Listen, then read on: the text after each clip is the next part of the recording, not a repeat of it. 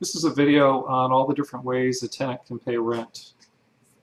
So I'm going to go into this particular, I've gone to the suite page. I'm going to go into this person, Nancy Quest.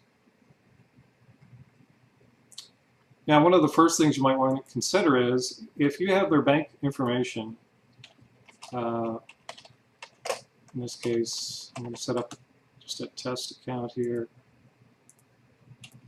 something random. Now, if you put that information in for them, you will be able to charge them. Actually, right now, immediately, you could start charging. Once you set up ProPay, you can start taking money out of their bank account for rent. But I'm going to show how to set up a recurring transaction. So I'm going to go to the Transactions tab for Nancy, add a transaction. There are other videos on this actually, but I'm going to take you through it very quickly. I'm going to set up a weekly transaction. Rent is due on Fridays. I'm going to set it up for next week, but I'm going to give it a couple days in advance so that the invoice can go out, as this message says up here. It's going to be an invoice, and it's going to be an ACH. Her information is in here.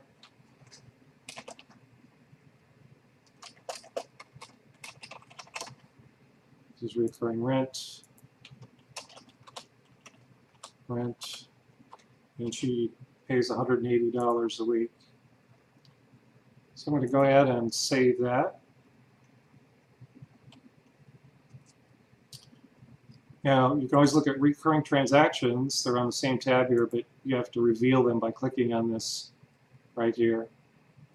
I'm going to take a look at this. And so what this says is next week she's going to be charged on Friday automatically. You have the bank information, so she's going to get an invoice a day before, and then she'll be charged on Friday. And actually, this tenant, Nancy, doesn't have to do anything at this point. It's all automatic, and all you have to do is just watch here for the transaction to come in to make sure it doesn't fail. But other than that, there's absolutely nothing for you to do on this for this particular person. So for the purposes of this video, something that may happen, since I've set up recurring transactions for next week, she needs to pay rent, partial rent this week. So I'm going to go in and create a manual transaction. So this is another way that you can send an invoice. You always need an invoice for them to pay through the mobile app. So I'm going to send a manual invoice that's due, I'm going to say it's due today. For partial rent, and it's just going to be say $80.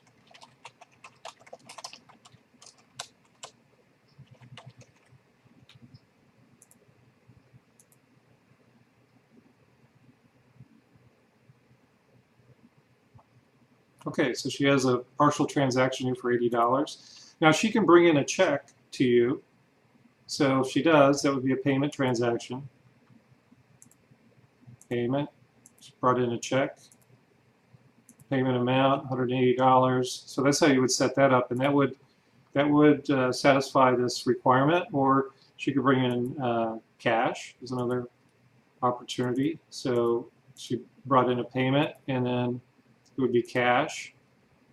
She could also bring in a credit card. And if you're all set up with ProPay, then you just put in her credit card number here, and it's 3.1% on the credit card that you will be charged if you use credit card here. You can, since you have the ACH all set up, you can actually charge it to her bank account right now, and our charge on that is 15 cents. So our ProPay's charge actually is 15 cents.